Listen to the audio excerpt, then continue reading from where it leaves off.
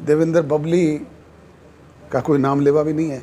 आज पार्टी में इस वक्त काम नहीं कर रहे, वो पार्टी के लिए तो बोझ हैं। ये जो हत्ता है ना, इस सीट पे बैठे थे और आज हमारे वो पुराने प्रधान जी भी इसी सीट पे बैठे तो ये स्थिति ऐसे लोगों की होती है। हम तो पिछले 6 महीने से लोकसभा चुनाव की तैयारियों को लेकर के फील्ड में लगे हुए हैं। अब चूंकि विधिवत रूप से चुनावी प्रक्रिया शुरू हो चुकी है, हमारे सारे कैंडिडेट चुनाव मैदान में हैं, तो इसी सिलसिले में आज टोहाना विधानसभा क्षेत्र के 11 गांवों के कार्यक्रम हैं, जिनमें अभी 5 करके पिरथला पहुंचे हैं और काम का समय है। लोग कोई बिजाई में लगे हुए हैं, कोई कढ़ाई में लगे हुए हैं, कोई तूड़ी समेटने में लगे हुए हैं। उसके बावजूद भी अच्छा रिस्पांस मिल रहा है। तो सर, कहीं ना कहीं जब सत्ता में थे तो लोग काफ़ी जुड़े हुए थे आपके साथ, उसके बाद जो है एक एक करके सभी छोड़ के दूसरी पार्टियों में चले गए। कैसे देखते हैं सर आप इसको? ऐसा है, ये एक चुनावी प्रक्रिया है, सिर्फ हमारे राजनीतिक दल में नहीं, आप किसी भी राजनीतिक दल की पृष्ठभूमि में झांक करके देखें। कांग्रेस से लोग छोड़ करके भाजपा में जा रहे हैं, भाजपा के लोग छोड़ करके कोई आम आदमी पार्टी में जा रहा है, कोई कांग्रेस में जा रहा है, कोई हमारे पास आ रहा है। तो ये एक सामान्य प्रक्रिया है, चुनाव के दौरान ये चलती रहती है।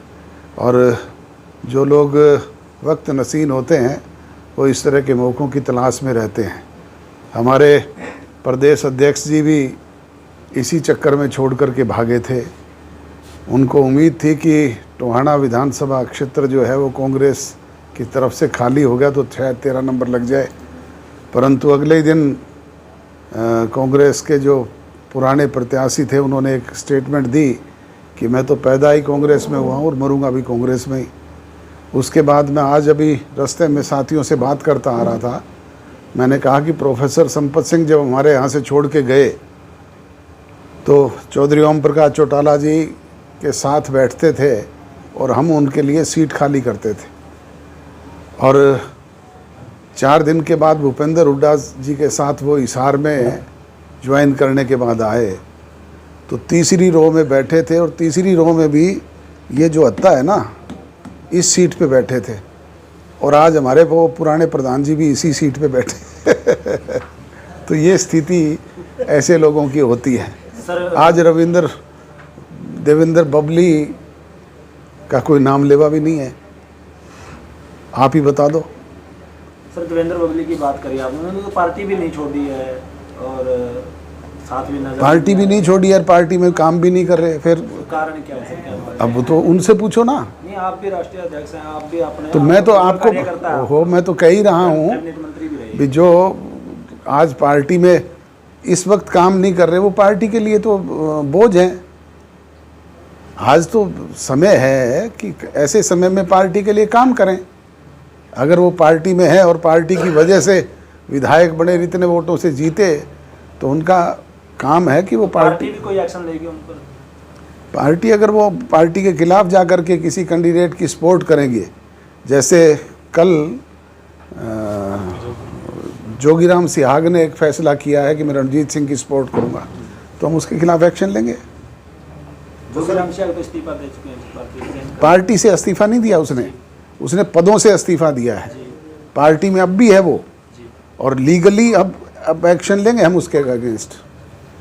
तो सर, जिस तरह के अब चुनाव प्रचार का समय है, चुनाव प्रचार में आप भी जुटे हुए हो, कहीं ना कहीं जो है कैबिनेट मंत्री को भी इस चुनाव प्रचार में जुटना चाहिए था, क्योंकि अभी तो जेजेपी में ही है, विधायक भी जेजेपी की हैं।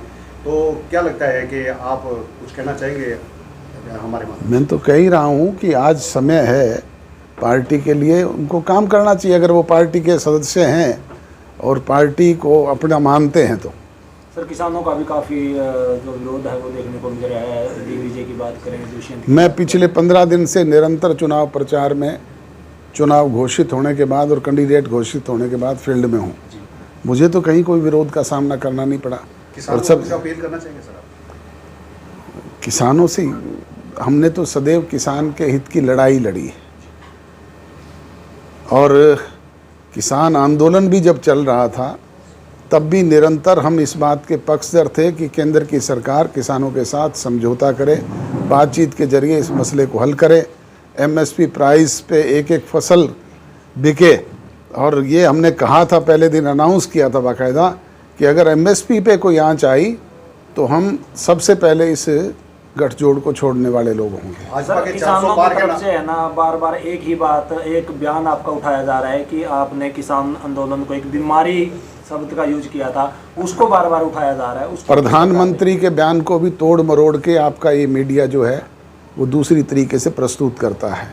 होम मिनिस्टर के बयान को भी तोड़ मरोड़ के एडिट करके किस तरीके से क्या बात थी, क्या छाप दी जाती है और क्या दिखाई जाती है। मैंने आज तक कभी किसान को बीमारी नहीं कहा। किसान मेरे लिए सर्वोपरि है, मैं स्वयं किसान हूँ। कभी बात मैं 100पन में भी नहीं सोच सकता ऐसी। तो सर बीजेपी के 400 पार के नारे को किस तरह देखते हैं? 75 पार जितनी हुई थी उतनी 400 पार हो जाएगी। तो भविष्य में अगर जेजेपी की सरकार बनती है या प्रदेश में बनती है तो किस तरह की कोई आपकी घोषणा या योजना कोई है किसान के प्रति? भविष्य के गर्भ में क्या छिपा है इसकी घोषणा ना मैं अब कर सकता, ना ही बाद में कर सकता। ये तो टाइम पे निर्भर करता है कि क्या हालात बनते हैं, प्रदेश के लोग क्या फैसला लेते हैं। कोई मैनिफेस्टो भी लॉन्च किया गया सर आपकी तरफ? अब भी जारी करेंगे, सबसे पहले आपको देंगे। जैसे भारतीय जनता पार्टी का विरोध हो रहा है सर किसानों द्वारा, आप भी कहीं ना कहीं उनके साथ थे, तो अब की बार उस विरोध को देखते हुए जैसे चुनाव आयोग ने अब की बार घोषणा की है कि अगर 100% कुछ वोटिंग कम होती है पार्टी को तो उसमें है ना पार्टी का जो चिन्ह है वो भी वापस लिया जा सकता है, कैसे देखते हैं? वो तो पहले से कायदे हैं भैया। जिस पार्टी को 6% वोट नहीं मिलेंगे उसका चुनाव चिन्ह जो है वो फ्रीज होता है। तो आज का शाम तक का क्या प्रोग्राम है सर आपका? क्या अपील निरंतर 11 कार्यक्रम है, मैं बता रहा हूँ। 5 कार्यक्रम अब तक कर चुके हैं, 6ठा ये है। वोटरों से क्या अपील करेंगे सर? वोटरों से अपील तो यही है कि प्रजातंत्र का सबसे बड़ा पर्व है और वोट से ही निर्णय होता है कि कौन प्रभावशाली है, कौन बलशाली है। प्रजातंत्र में जनता ही ये फैसला करती है, सिरों की गिनती से ये निर्णय होता है। हम तो गुजारिश करेंगे कि हमें अवसर प्रदान करें ताकि जो भी कोई पेंडिंग बातें रही हुई है उनको हम आपके बीच में रह करके पूरा कर सकें।